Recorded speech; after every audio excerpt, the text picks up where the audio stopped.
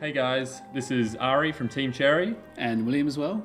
and today we're going to show you a little bit of the new starting area for Hollow Knight that's been redone in the new Unity engine, and we'll show you some of the features that we've been able to implement as a result of the shift over to Unity.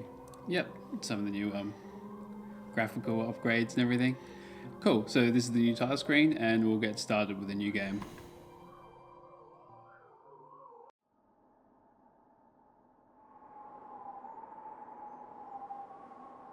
And you know what, I think cutscenes are pretty boring, so even though Ari's lovingly created this one, I'll just skip it. Skip away. Just Ignore the enormous button prompt as well. We will be shrinking that. cool. So here we are, dropping into the very first area.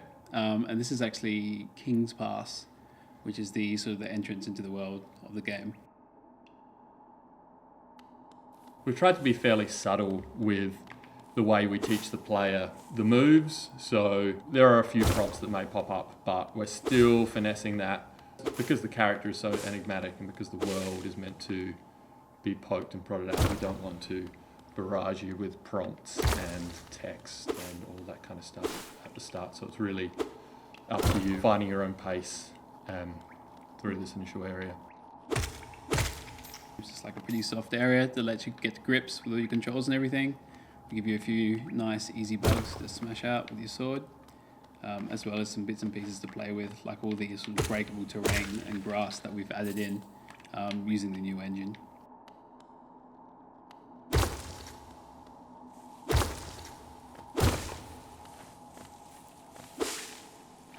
And hopefully you can also see, as a result of the new engine, not only have we been able to significantly increase the scale or the sense of scale in the world, we've been able to employ a much more complicated parallax system. So You can see that right here. now we have bits in the background. Yeah, and even in the playable space, we have this subtle shift of all the elements.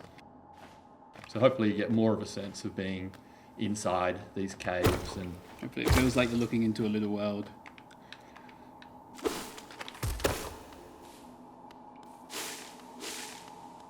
oh, nice. So some of these are the old enemies you might recognise. Some of their behaviours have been a little bit enhanced now. So So take a couple of hits. I think William, if I'm right, those guys can now see you, and you can sort of hide from them. Oh, like a line of sight, yeah. They don't just sort of go towards you like magnets. So this prompt's just appeared here, and this is actually like a new mechanic for the game, and we think it's a pretty interesting one, and the people that play the game have sort of had a lot of fun with it. So as you can see, I just purposely took some damage, and every time you hit an enemy in the game, that orb in the top left fills up with like white soul juice. So every time you hit an enemy, you collect a little bit of their soul, and then when you're low on life, you can just absorb it like this, drink a little bit of the soul, or absorb a bit of the soul using your focus move, and convert it into health.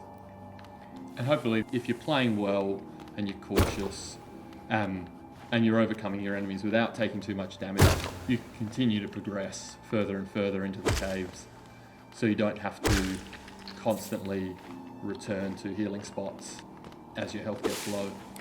Yeah, it creates an interesting dynamic as well, we think, where obviously whenever you're facing enemies and you've got enough juice to heal, you're going to have to find like a sort of a safe spot or a quiet time during the fight to run away and heal.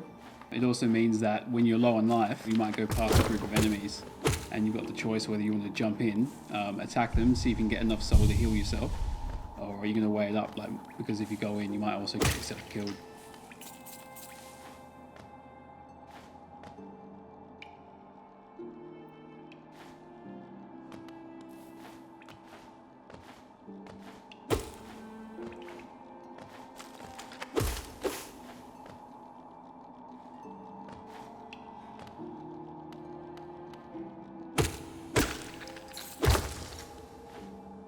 So this is actually a little feature here in the tutorial. There's these blue cocoons with these little blue bugs.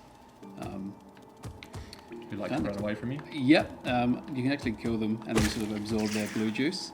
What that actually does, we haven't fully implemented that yet, so we're not showing it to you. But it is actually sort of like another kind of mechanic on top of the health mechanics we've already got.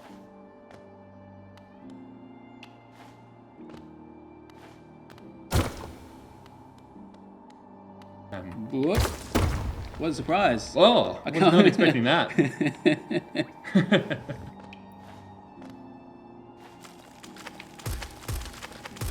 Oh, oh man. So here we are pretty much at the end. And you can see here like the new engine has really allowed Ari to go crazy, just layering the background, sort of different layers of parallax and things kind of like moving into the background there. And this is the Hallowness gate that we're at now. So sort of the last barrier before your entry into the kingdom, and you have to smash through it. Yeah, we thought that was fun. And you break that giant door, and then here we are at the very border of Hallowness itself now. And I think that's where we're going to leave you guys for today. We're definitely planning on showing a whole lot more really soon, particularly early areas of the beta. Not that we're going to spoil too much, because we really want to make sure that a lot of that is a surprise. Hopefully you've enjoyed this short little tour Yeah, of the early area. cool. Cheers.